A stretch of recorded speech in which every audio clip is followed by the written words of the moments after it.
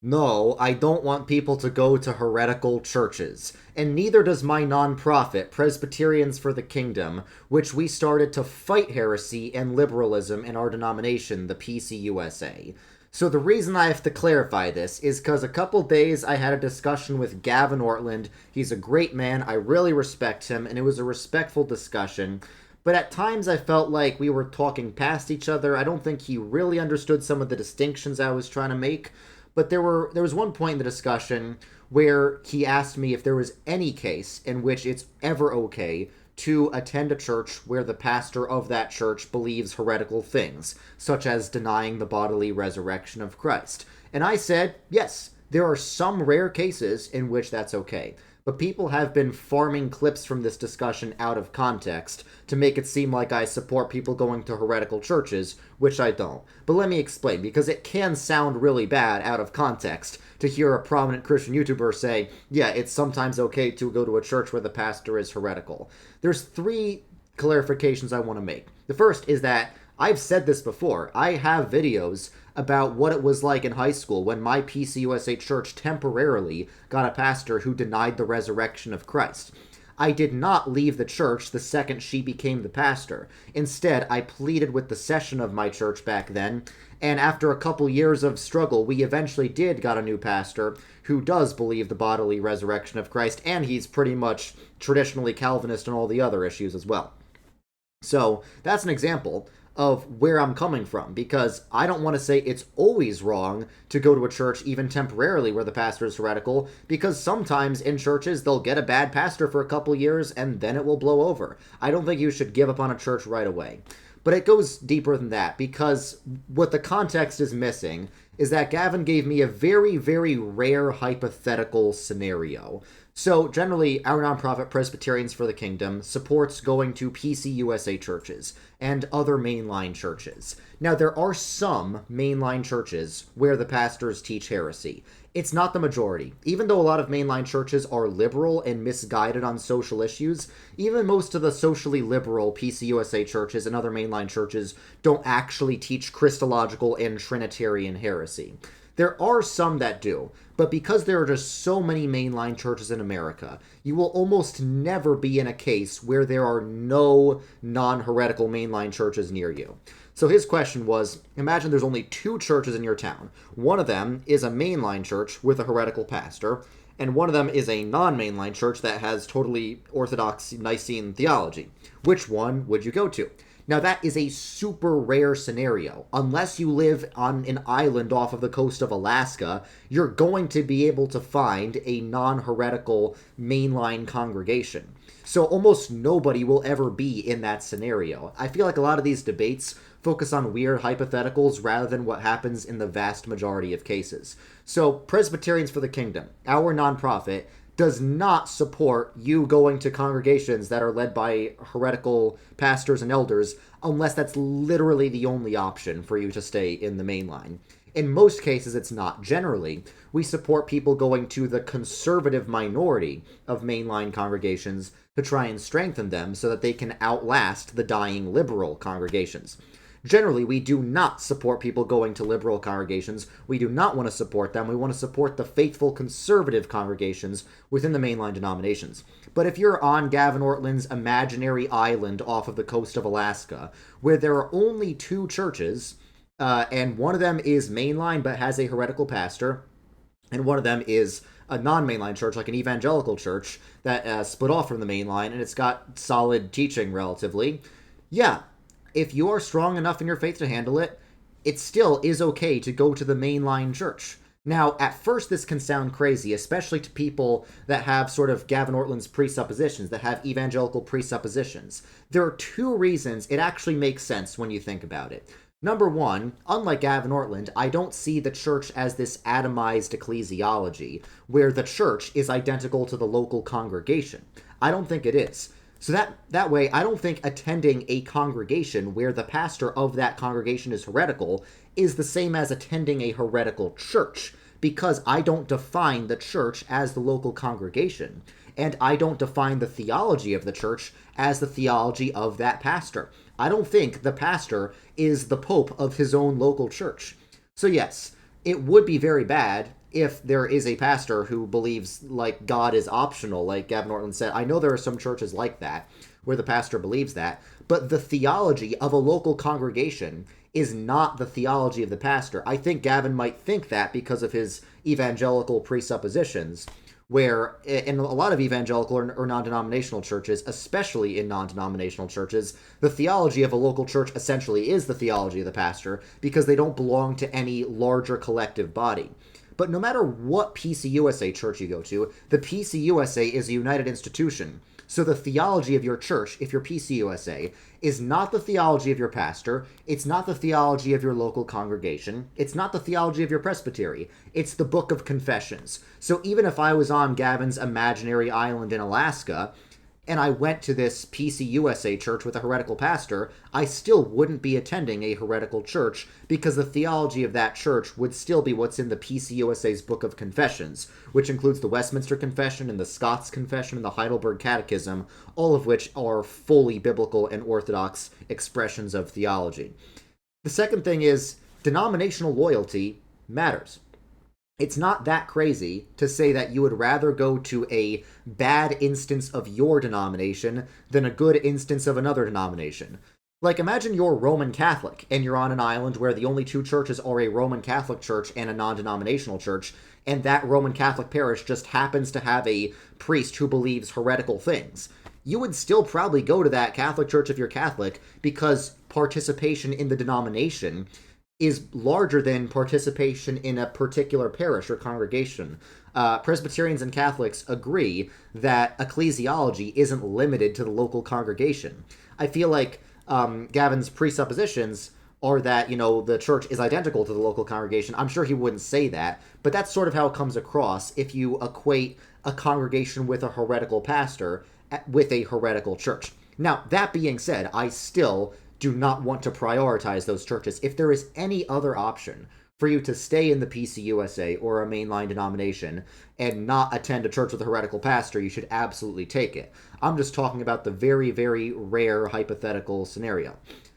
Also, people often accuse me of valuing like aesthetics over theology, but that's not true. I would rather attend a PCUSA church that meets in an ugly strip mall and has contemporary worship than a PCA cathedral with beautiful music because I am loyal to the denomination of the PCUSA. The main disagreement between me and Gavin is that I think denominations, as denominations, actually matter. They are real things. They're not just voluntary associations. And I feel like evangelicals see them that way. So Gavin also was asking me about like how I define mainline churches, because he really seemed to believe that some of the churches I consider mainline are actually schismatic, but they're not. The 7 mainline denominations in America, and I know that I replaced the Disciples of Christ with the RCA, and he said it was arbitrary for me to do that. I don't think that's arbitrary, because the Disciples of Christ, maybe they're mainline, but they're not Protestant. And Gavin knows that restorationist theology is not Protestant theology. Now, the RCA is mainline by every metric, and it's just not included in the Seven Sisters of the Mainline because the media just forgets about it. I don't let the media define our ecclesiology, okay? So, these are the 7 mainline denominations in America. The reason they are mainline is because none of them were formed out of voluntary schism. Samuel Rutherford basically defines the Presbyterian ecclesiology specifically, and he does make a clear distinction between voluntary schism and forced schism. Forms of forced schism are excommunication, persecution, or national divides, and that's how all of the 7 mainline denominations were formed as distinct from other denominations. As we know, the classical Protestant denominations, like the Presbyterians, the Dutch Reformed, the Episcopalians, and the Lutherans, they all came out of the Reformation because the Catholic Church had already excommunicated Protestant ideas many times over. It's different when a conservative church willingly splits from a mainline church because the mainline denominations have never anathematized or excommunicated conservative theology. For example, like me being a conservative Presbyterian, I am a good standing member of the PCUSA. Even though my presbytery knows what I believe, even though my congregation knows what I believe, my congregation is actually a conservative congregation within the PCUSA. So even though the majority might disagree with me, I can still be a good standing member of the PCUSA. I'm not going to get excommunicated for being conservative. If I ever do get excommunicated, then I'll leave. However, I cannot be a good standing member of the Roman Catholic Church, because the Roman Catholic Church has condemned a lot of Presbyterian theology as heretical. Presbyterians are iconoclast. We do not make any images of Jesus, and that is considered a heretical position by the Roman Catholic Church. So people say, oh, if you want to retake the main lines, why not just go all the way and be Catholic? Because I'm excommunicated by the Catholic Church for my theology.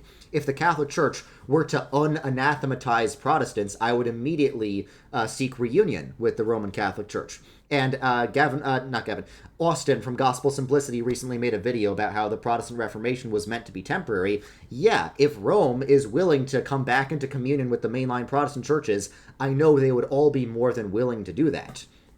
So the classical Protestant denominations formed because those ideas were excommunicated by the Catholic Church. They tried to reunite with each other, and it didn't exactly work out immediately. Now it kind of has. Now all the 7 mainlines are more or less in communion with each other, making them similar to the different jurisdictions of Eastern Orthodoxy.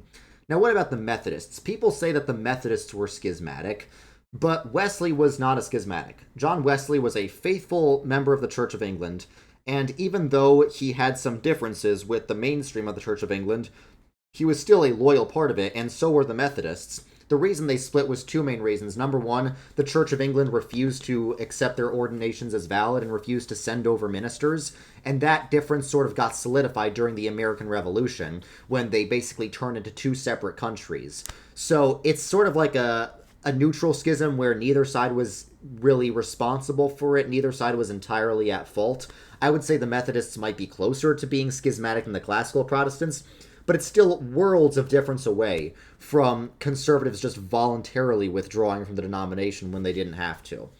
What about Congregationalists? Now, Gavin tried to say that the New England Puritans were separatists. You can just Google this. The New England Puritans were not separatists. They wanted a space to worship freely, but they did not want to sever ties with the Church of England. That ended up happening anyway due to national divides and due to the Church of England persecuting the Puritans. But there were a lot of separatist Puritan Congregationalists. The New England Congregationalists were not that. I tried to explain this to Gavin Ortland. I tried to explain that when the Presbyterians like Robert Bailey are criticizing the radical Puritan Congregationalists, they do make exceptions for the New England Puritans and say, like, yeah, these guys, they're cool. They're not the people we're mainly targeting. Even the American Baptists are not formed out of voluntary schism.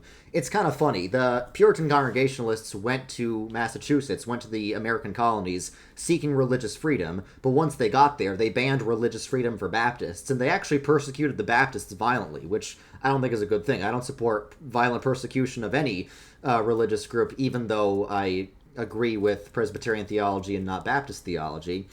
But because the Baptists were seeking religious freedom, they left Massachusetts to form Rhode Island. But that was a forced schism due to persecution. It was not voluntary schism due to personal disagreement and disapproval. So I want to end on a good note. I feel like I could have handled this discussion with Gavin a lot better.